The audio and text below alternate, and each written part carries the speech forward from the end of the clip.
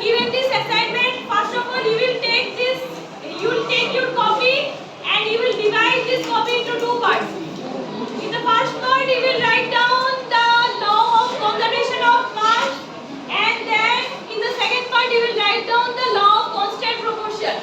You will add the examples of the law of conservation of mass along with the figure, then you will add the law of conservation constant proportion with example in these two columns. The next assignment is like this. So you will take another page, then you will give a border like this, then you will write down first of all I have discussed the Dalton's atomic theory and its drawbacks.